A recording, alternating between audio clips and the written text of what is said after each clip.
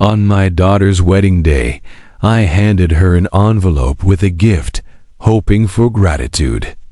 But instead of smiling, she raised her glass and said she had always dreamed of having a different father. She hugged her father-in-law, and I left the hall.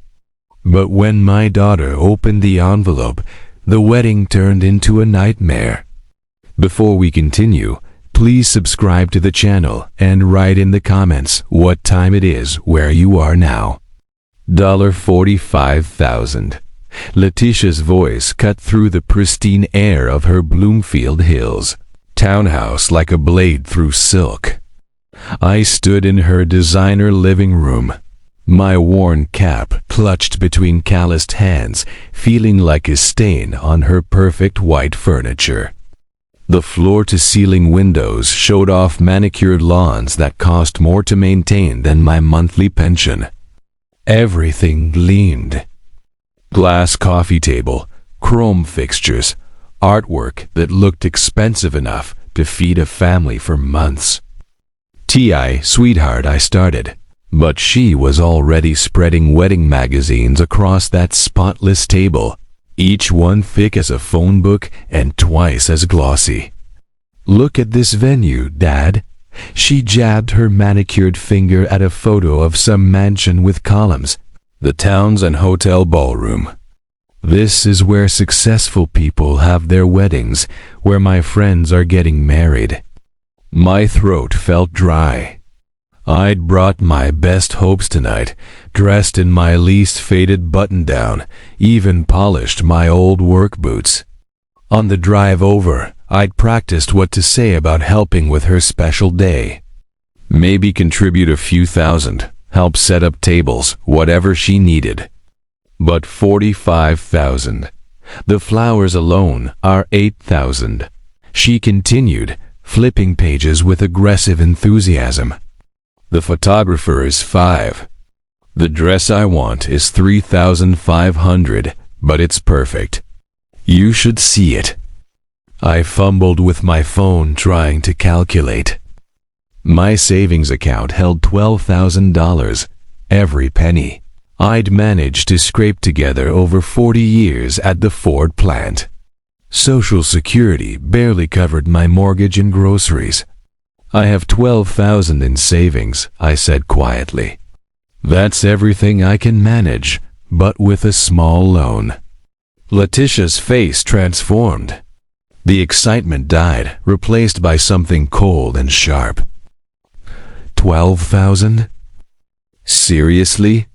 She stood up, her voice rising. "Other fathers take out loans, sell cars, remortgage houses. What are you willing to do for your own daughter?" The words hit like physical blows.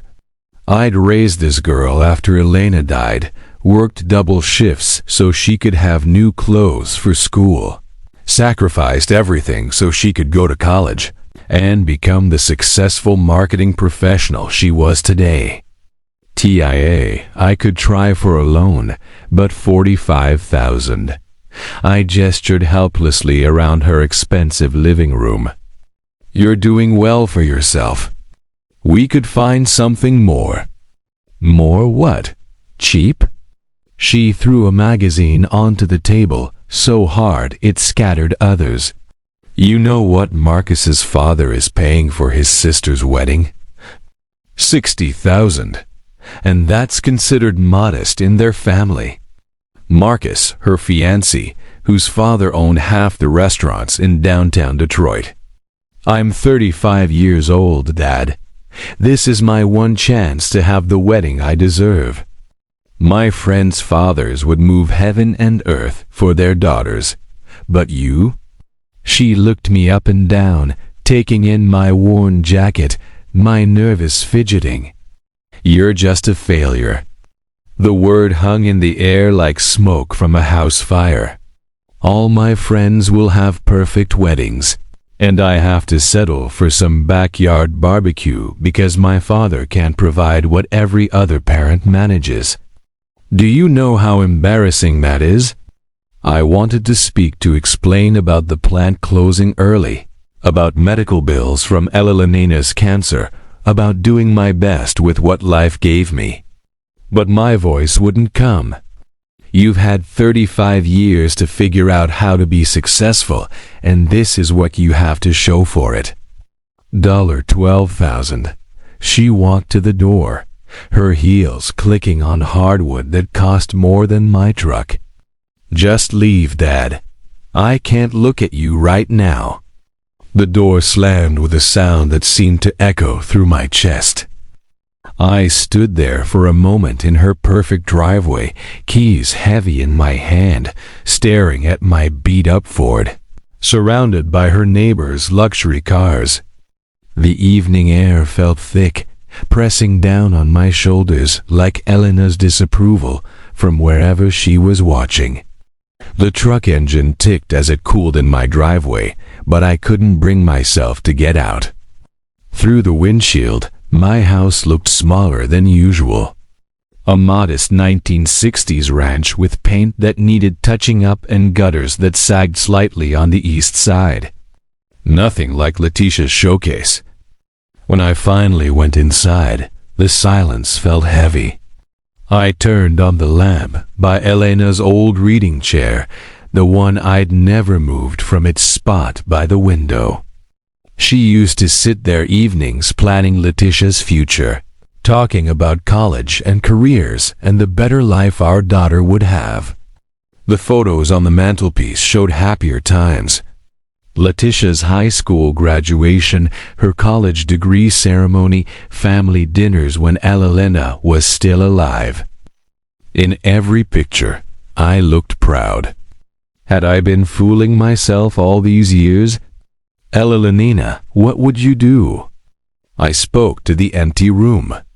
Our girl deserves happiness. I am a failure if I can't give her what she wants. 40 years at the plant, and this is what I had to show for it. $12,000 and a daughter who called me a failure to my face. I walked to the kitchen table where bills and bank statements lived in careful piles. The mortgage payment book showed 18 months left. I'd be Dibtree at 70. My pension statement confirmed what I already knew. $1,800 monthly, barely enough for necessities. Social Security added another $800, but that money was already spoken for. But maybe. I picked up my phone and dialed the bank's 24-hour loan line. The automated system walked me through options until a human voice answered. This is Jennifer. How can I help you tonight? Yes, I'm interested in a personal loan. My voice sounded steadier than I felt. $45,000. I can transfer you to someone who can discuss loan options with you. What is your name and social security number? As I provided the information, I thought about Elena's reaction to such financial risk. She'd been the careful one, the planner, but she'd also been the one who said, "Love sometimes meant taking chances that scared you." The representative explained I'd need to come in for an appointment, bring documentation, discuss terms. The words washed over me like background noise. What mattered was the possibility. Maybe I couldn't be successful the way Dennis Hargrave was successful, but I could still be the father Leticia needed. She called me a failure. Perhaps she was right. But failures don't love their daughters enough to risk everything. I found Elena's favorite tea in the kitchen cupboard, still there after 3 years. The smell brought back memories of her saying, "Dwayne, that girl is our most outstanding achievement." Whatever it takes to see her happy. Tomorrow I'd go to the bank. Tonight I'd plan how to surprise Letitia with the full amount, plus my original savings. Maybe then she'd see that her old man wasn't quite finished yet. The alarm clock went off at 6:30 the next morning, but I'd been awake for hours. Chase Bank on Woodward Avenue looked more intimidating at 10 o'clock in the morning than it had any right to. Glass and steel reaching toward cloudy Detroit skies. Security cameras tracking every movement. The kind of building where critical financial decisions are made for important people. I straightened my best button-down shirt and checked the folder containing my documentation. Pension statements, Social Security papers, 40 years of steady employment history. Elena's voice whispered in my memory. "Stand tall, Dwayne. You're as good as anyone." The lobby bustled with activity. Young professionals in expensive suits handled transactions that involved more money than I'd see in a lifetime. I took my place in line behind a woman discussing investment portfolios with casual confidence. Next, the loan officer, a professional woman around Letitia's age, gestured me toward her desk. Her nameplate read Sandra Williams, Personal Banking. "Mr. Gomez, please have a seat. I understand you're interested in a personal loan." "Yes, ma'am." $45,000. It's for my daughter's wedding. Sandra's fingers clicked across her keyboard, pulling up my financial profile. Her expression remained neutral as numbers populated her screen. "I see you're retired from Ford Motor Company. 40 years of service. That's impressive. Your pension and Social Security provide steady income." She paused, reviewing details. "However, given your age and income level, there are some limitations we need to discuss." My chest tightened. "What kind of limitations?" "The maximum we can approve is $35,000. The interest rate would be 18% annually due to your age and fixed income situation." She turned her monitor toward me, showing calculations that made my head spin. "Are you sure about this commitment, Mr. Gomez?" 18%. I tried to calculate what that meant for monthly payments, but the numbers felt overwhelming. "Yes, I understand the risks. This is for my daughter." Sandra pulled out forms, her voice taking on a careful professional tone. "The total repayment amount will be $52,000 over 5 years. Your monthly payment would be approximately $870. $870. More than half my pension. She's worth every penny. Where do I sign?" The paperwork took an hour. Credit checks, identity verification, explanations of terms and conditions that felt like warnings. Other customers came and went, handling routine transactions while I made a decision that would change everything. Sandra explained the loan's impact on my budget with the kind of gentle concern reserved for senior citizens making questionable financial choices. But she processed the application anyway because the numbers barely worked. The credit approval came through faster than expected.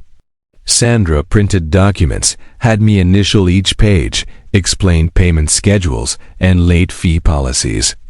The fluorescent lighting made everything feel clinical and serious, like signing away more than just money.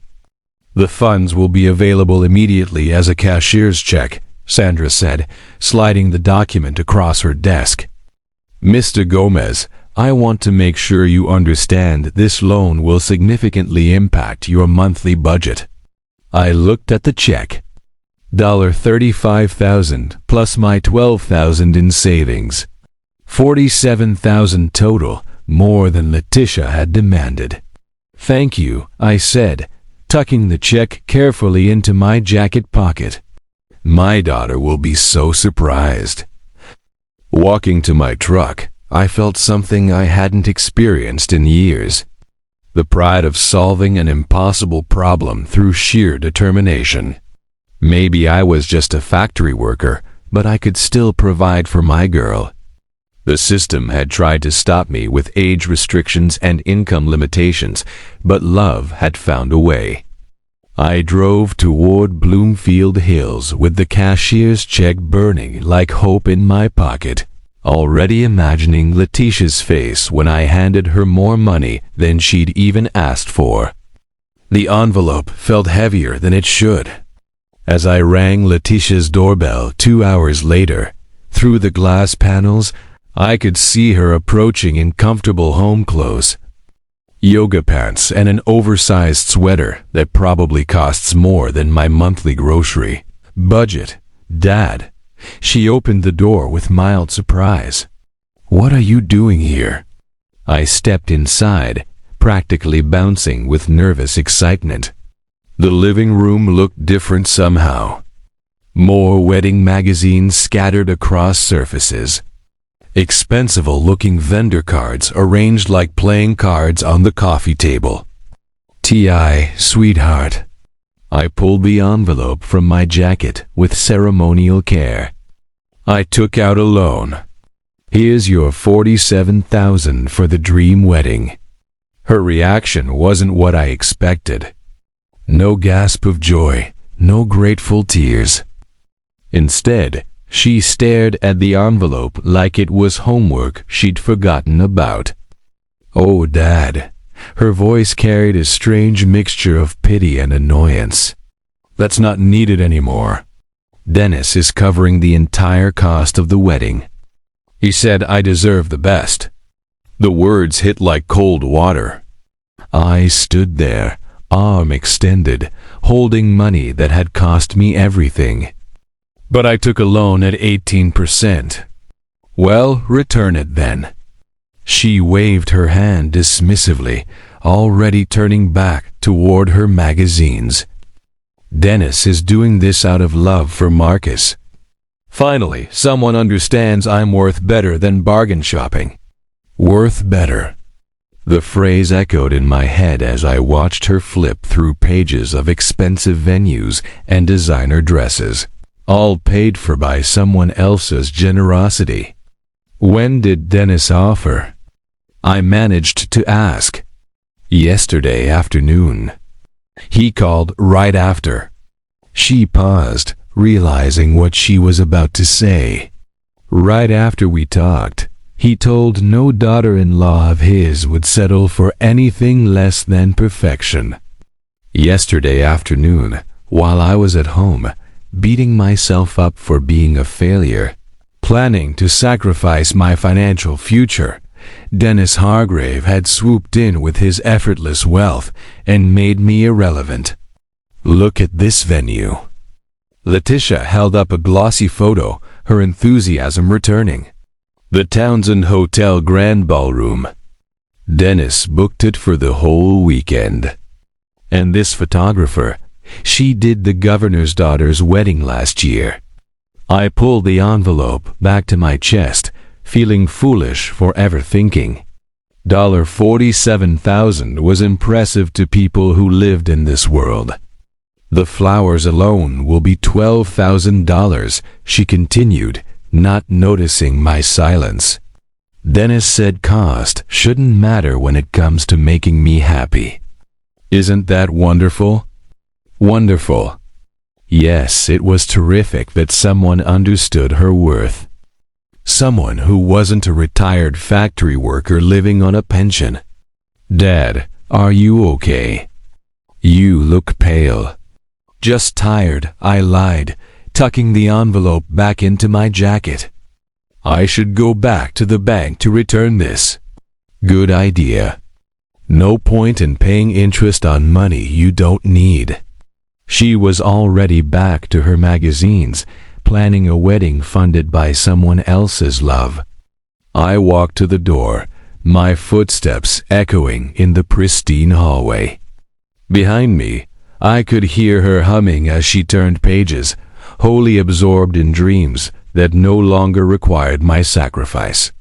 "Thanks for thinking of me, though," she called out as I reached for the handle. "It's sweet that you tried." Sweet that I tried, like a child's attempt at helping adults with real work. I sat in my truck for 10 minutes before starting the engine, staring at her house through windows that reflected nothing but my own confused face. 3 miles from Letitia's neighborhood, I had to pull over. My hands were shaking too badly to steer safely, and the envelope in my jacket felt like it was burning through the fabric. 40 years, I gave her everything, and to her, I'm just a backup plan, easily replaced by someone with deeper pockets. The parking lot of a closed auto parts store seemed appropriate. Empty, forgotten, like everything I thought I meant to my daughter. I turned off the engine and let the silence wash over me. Elena, what would you say about our girl now? Would you still call her our girl if you saw how easily she dismissed 40 years of love? The drive home felt longer than usual. Detroit's industrial landscape rolled past my windows. Empty lots where factories used to stand, boarded-up houses. The remnants of people who'd worked hard and got left behind, people like me. But first, I had business to handle. Sandra looked surprised when I walked back into Chase Bank 30 minutes before closing. Mr. Gomez, is everything all right? I need to cancel the loan. Early repayment penalty, whatever it costs. Her professional smile flickered with concern. Are you sure? We just processed this today.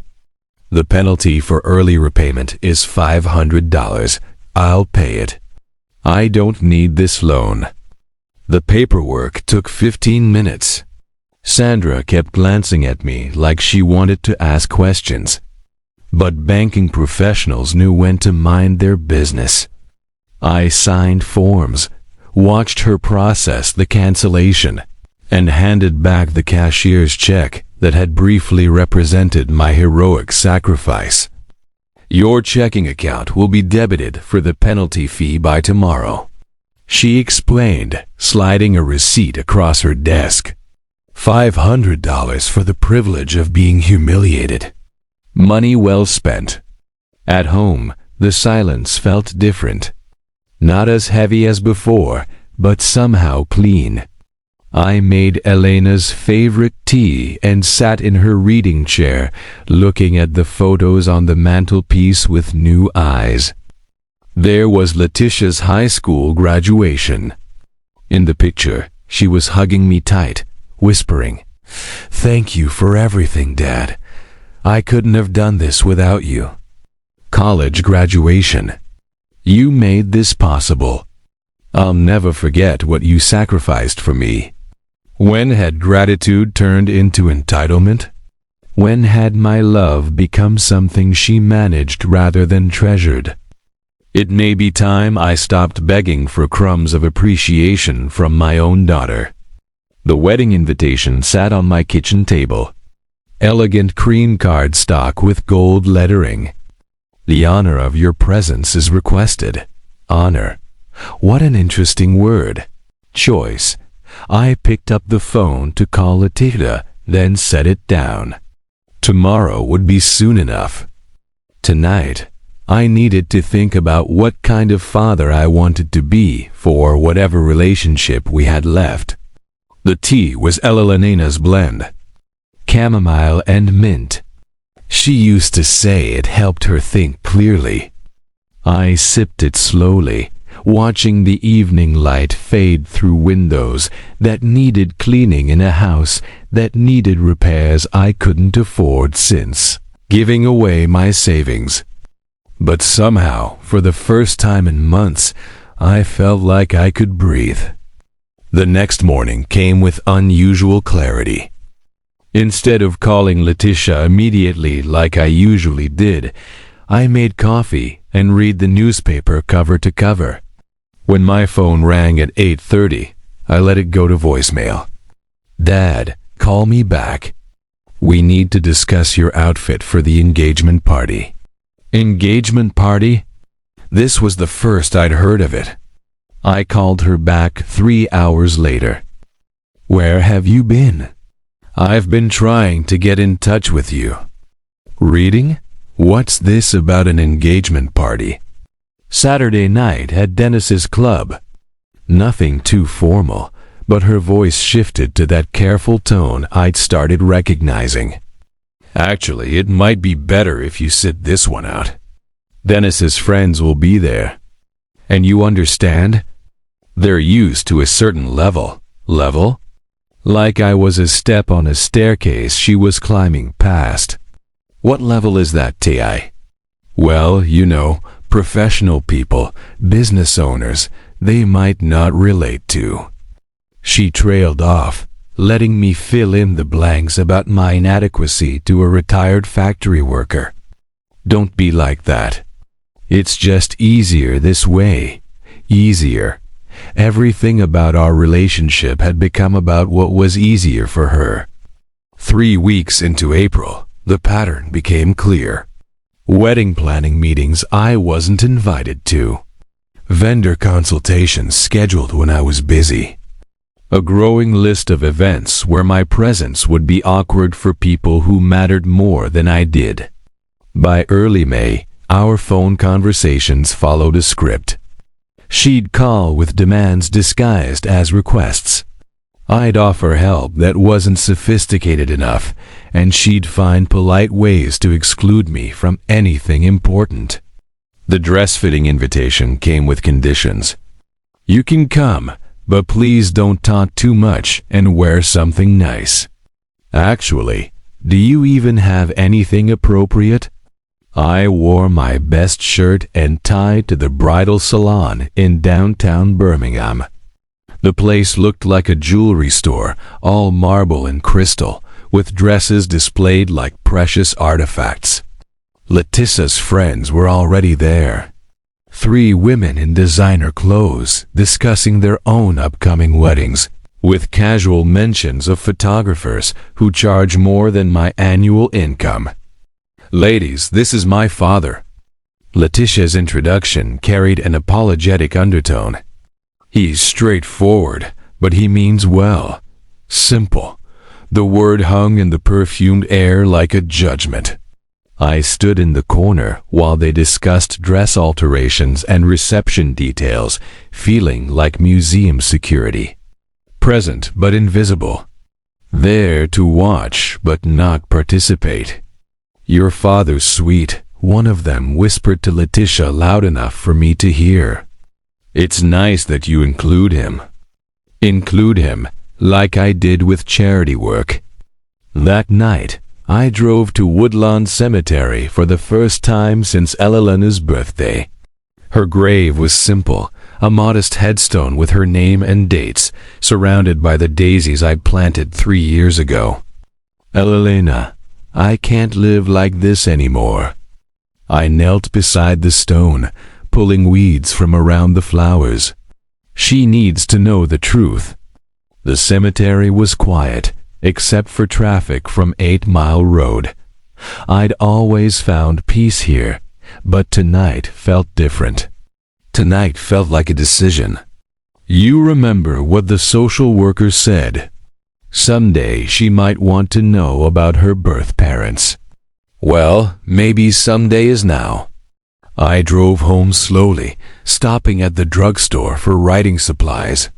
The letter took 6 attempts, each draft torn up and thrown away until I found words that felt right. The final version was simple, direct, accurate. When I sealed it in an envelope 2 days later, my hands were steady. The wedding invitation sat next to it on my kitchen table, and I noticed something that made my chest tighten. The ceremony time listed was different from what Letitia had told me. 2 hours different.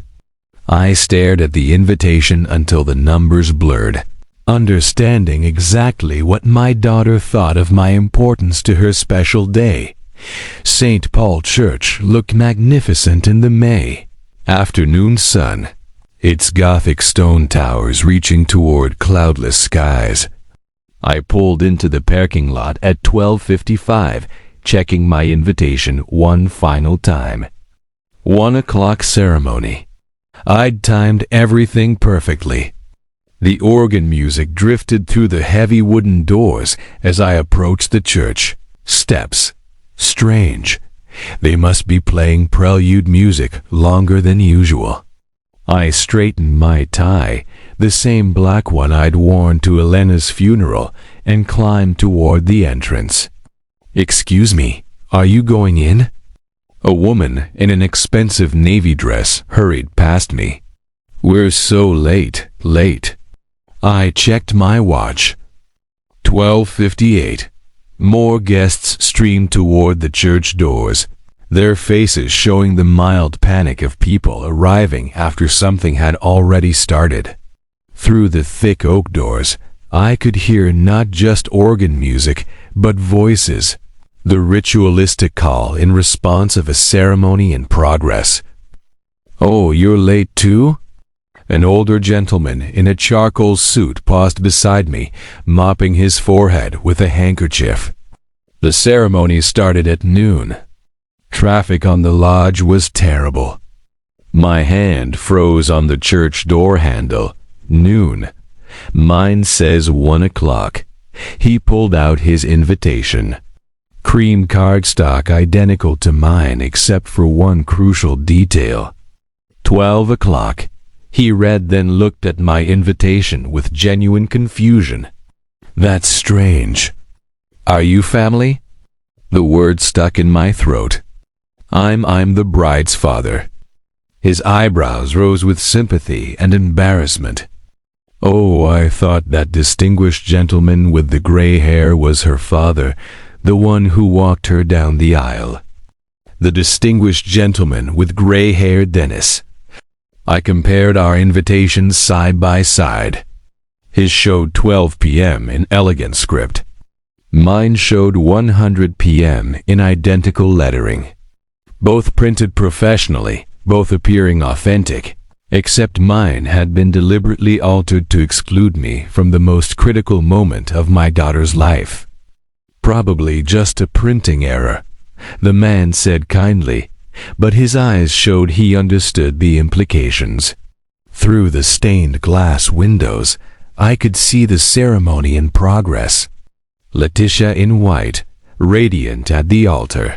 Marcus beside her in his tuxedo, and there, in the front pew where I should have been sitting, Dennis Hargrave occupied the place of honor reserved for the father of the bride.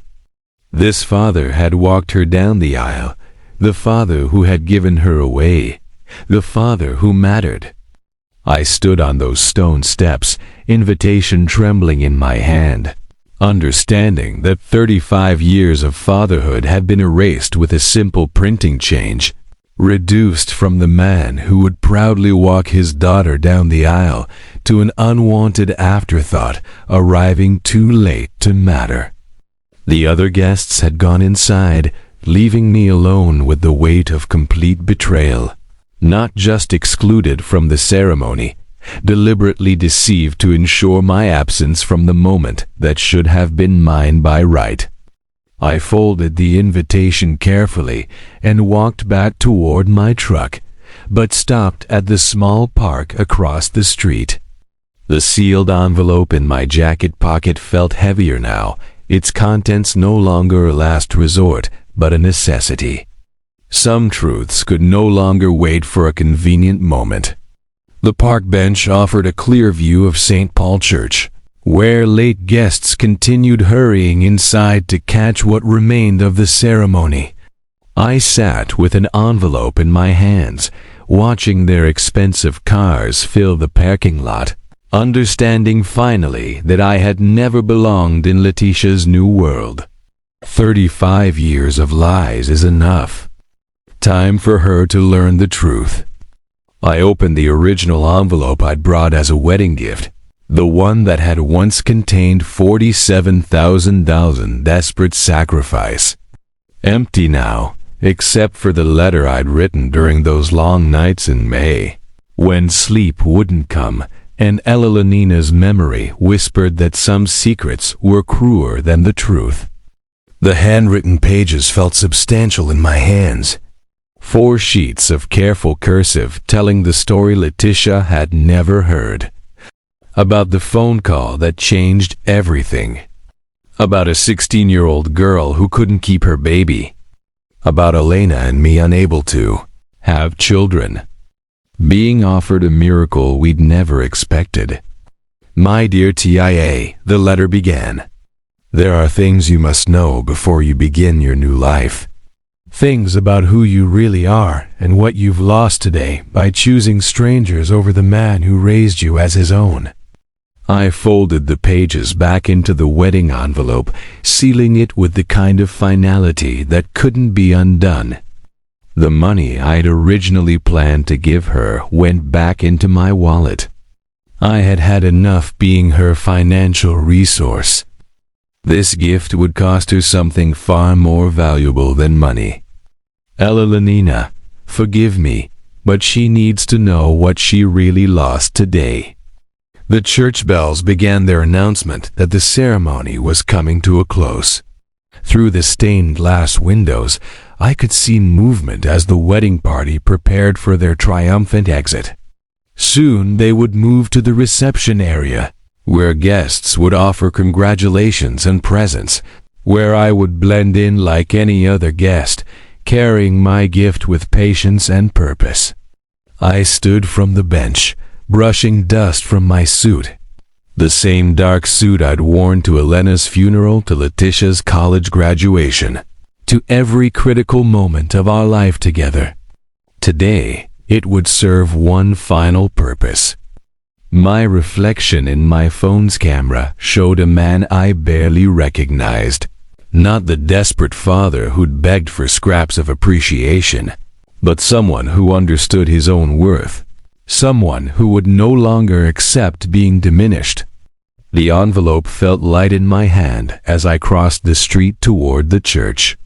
Behind me, the park bench sat empty, marking the spot where Dwayne Gomez, the victim, had died and someone else entirely had taken his place.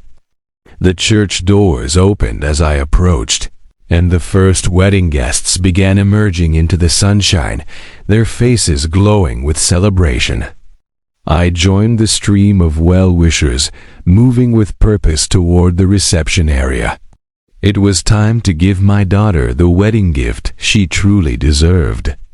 The reception area hummed with celebration as I entered, my envelope held casually at my side. Guests clustered around linen-covered tables, champagne glasses catching afternoon light through tall windows. The scent of expensive flowers filled the air, roses and lily that probably cost more than my monthly pension. Letitia stood in the receiving line, resplendent in her wedding gown, greeting guests with the radiant smile I remembered from her childhood. Marcus beside her, Dennis hovering nearby like a proud patriarch, accepting congratulations for his generosity. I moved through the crowd purposefully but calmly, other guests parting respectfully when they realized I was approaching the bride. The father of the bride finally arriving to offer his blessing. Dad. Letitia's face showed genuine relief mixed with nervous energy. You came? I was worried when you weren't in the church. Sorry about the time confusion. Probably just a printing error. Her voice carried that practiced lightness she used when managing embarrassing situations, as if my exclusion from walking her down the aisle was merely an unfortunate mistake rather than a calculated insult. Of course, I replied smoothly, stepping forward with my envelope. Just an error. Congratulations to you and Marcus. I presented the envelope with both hands, my voice taking on unusual gravity. T.I., I want you to have this gift. It's essential. Something in my tone made her actually look at me. Really look for the first time in months. The envelope appeared ordinary enough, cream-colored like all wedding gift envelopes, but my serious expression gave her pause. Thank you, Dad, "That's so sweet of you." Sweet. The same dismissive word she'd used when I'd tried to sacrifice everything for her happiness. "Dewey?" Dennis approached with his arms extended, playing the gracious host. "Finally, we meet properly. Letitia has told me so much about you." I turned to face the man who had replaced me, offering my hand with steady composure. "I'm sure she has. You've been very generous to our family." "Nothing's too good for my new daughter," Dennis beamed, his arms settling around Letitia's shoulders with casual ownership. "She deserves the very best. The very best." Which apparently didn't include the man who had raised her. "Dad, let me introduce you to some friends," Letitia said, already turning toward other guests. She handed my envelope to Marcus absently. "Put this with the other gifts, honey." I watched the letter disappear into Marcus' hands, then get placed on the gift table among dozens of other presents. Somewhere in that pile of ribbon and wrapping paper sat the truth that would change everything. "Such a beautiful ceremony," a guest commented to me. "You must be so proud." "Yes," I replied, my eyes following Letitia as she moved through the reception, accepting congratulations and praise, very proud of how everything turned out. The photographer moved through the crowd, capturing moments of joy and celebration. I wondered if he'd photographed the gift-giving moment, preserving forever the instant when justice disguised itself as love. I accepted a glass of champagne from a passing server and found a place among the other guests, watching and waiting. Letitia was absorbed in her role as bride, greeting relatives and friends, basking in attention and admiration. The envelope sat unopened on the gift table, patient as a ticking clock. Soon enough, she would understand what it meant to lose a father who truly loved her. Soon enough, she would learn the difference between the man who had chosen to raise her and the stranger who had written a check. I sipped my champagne and smiled at fellow guests, playing the part of the proud father one final time. Crystal glasses chimed like wedding bells as guests gathered in a semicircle around the newlyweds. The Renaissance scents floor-to-ceiling windows framed Detroit's skyline in golden afternoon light, creating the perfect backdrop for Letitia's moment of triumph. "Everyone, please." She raised her champagne flute high, her voice carrying across the reception hall with practiced confidence. "I want to thank everyone who made this day possible." The photographer positioned himself to capture her radiant smile, the designer gown catching light like spun silk. Around me, guests turned their attention toward the bride, faces expectant and warm. "Especially Dennis," Letitia continued, her eyes finding him in the crowd. "You've shown me what it means to have a father who truly cares. I've always wanted a different father, and finally that dream has come true." The words hit the room like a physical blow. Conversation stopped mid-sentence. Champagne glasses froze halfway to lips. The comfortable murmur of celebration died into shocked silence. I felt every eye in the room flicker toward me, then quickly away. Some guests stared at their shoes.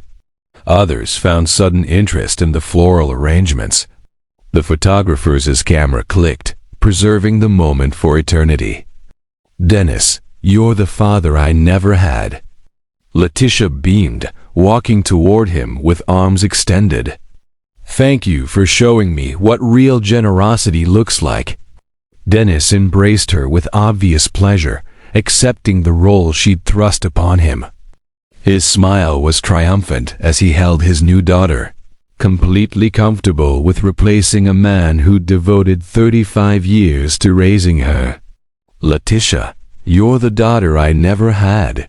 he replied loud enough for everyone to hear. Around us, the silence stretched uncomfortably. A few guests attempted polite applause, but it died quickly when they realized the cruelty of what they'd witnessed. Others whispered behind hands, their faces showing the kind of second-hand embarrassment that comes from watching someone humiliate themselves publicly. I stood perfectly still, champagne glass steady in my hand, watching my daughter embrace her replacement father while dismissing 3.5 decades of love as inadequate. No anger showed on my face, no hurt. Just the calm understanding that this was exactly who she'd always been, and I'd finally stopped pretending otherwise. The gift table sat 20 feet away, my envelope buried among expensive presents from Dennis's wealthy friends. Soon enough, she'd discover what her cruel words had cost her. I set my champagne glass on a nearby table and padded toward the exit. No dramatic scene, no confrontation, just a dignified man removing himself from a situation where his presence was clearly unwanted. Behind me, the reception gradually resumed its celebration. Guests pretending they hadn't witnessed a daughter publicly downing the man who'd raised her. The photographer continued capturing moments of joy, though several guests requested he delete the toast sequence. I pushed through the heavy doors into the parking garage, my footsteps echoing in the concrete space.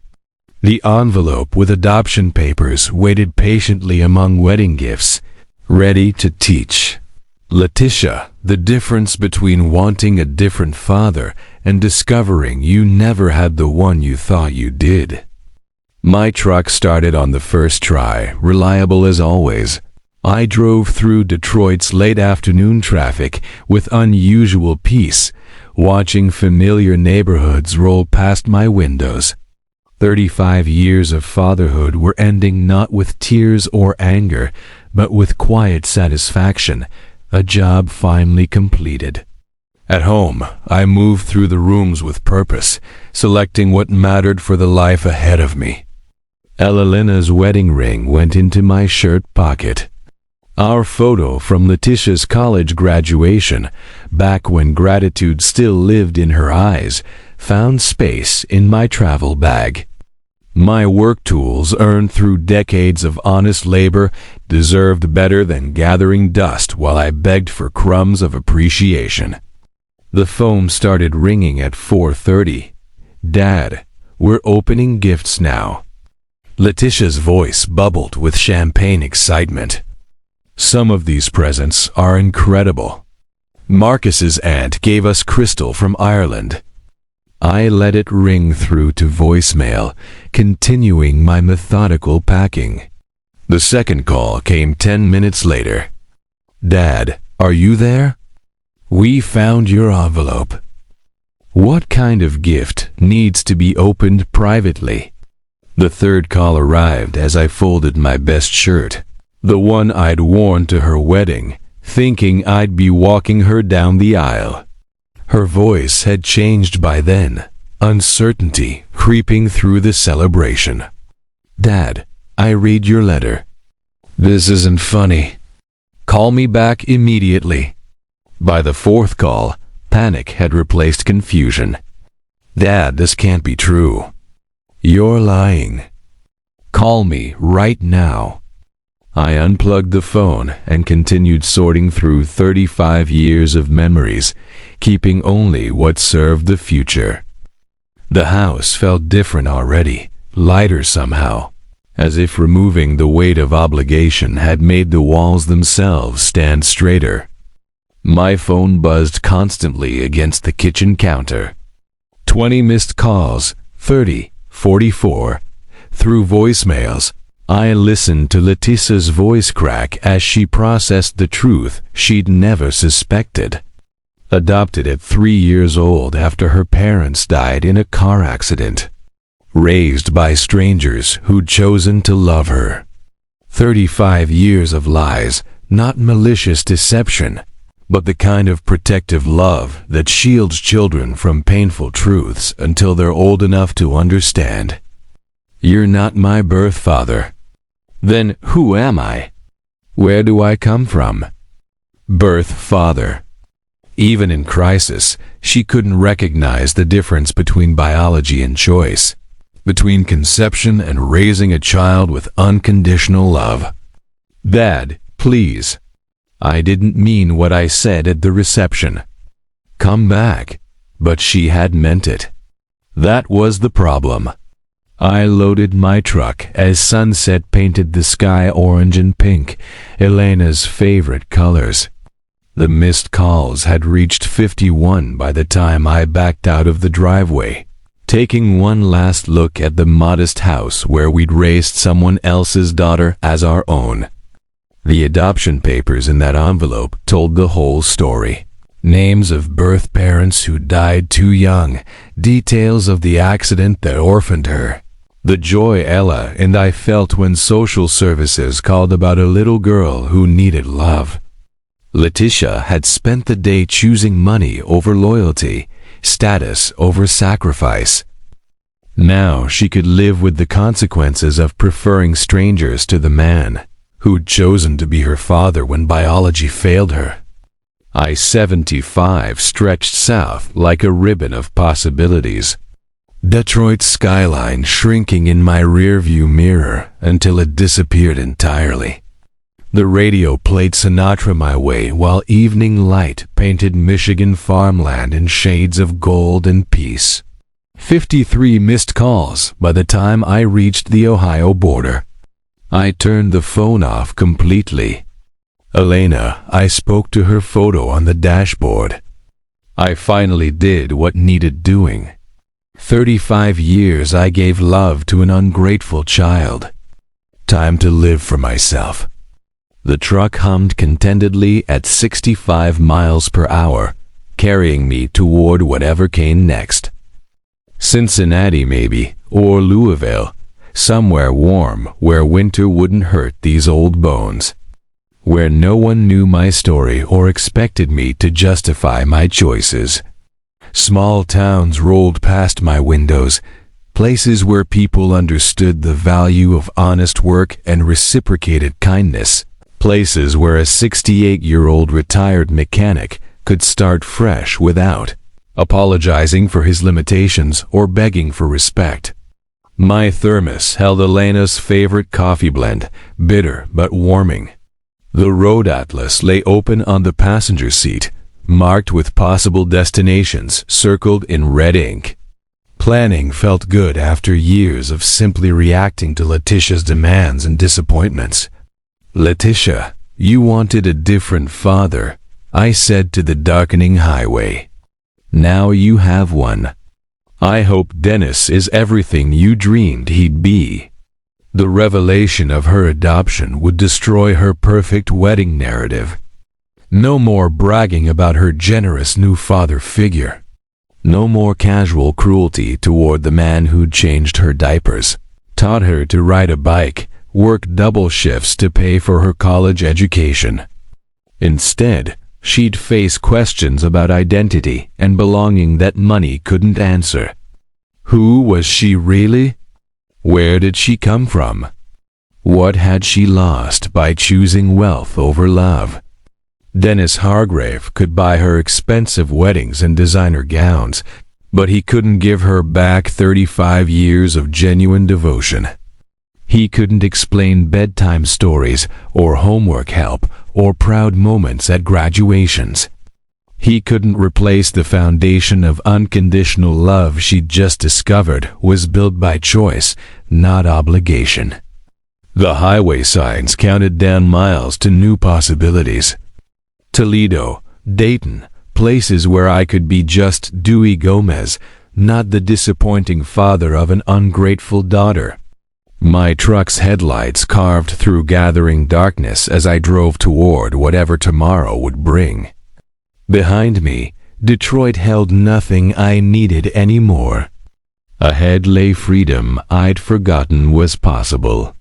The phone stayed silent in my pocket, Its 53 unanswered calls becoming ancient history with every mile. Letitia had made her choice long before today. The adoption letter helped her understand the full cost of choosing strangers over the man who'd chosen to love her when the world left her orphaned and alone. I was 68 years old, maybe 20 good years left, maybe more. They belong to me now. The radio played late-night classics as I drove into my new beginning. Alana's photo-catching dashboard, light like a blessing. Behind us lay 3 decades of sacrifice. Ahead stretched possibility and peace. Finally, I was free. If you like this story, please like this video, subscribe to the channel, and share your impressions of this story in the comments. To listen to the next story, click on the box on the left. Thank you for watching.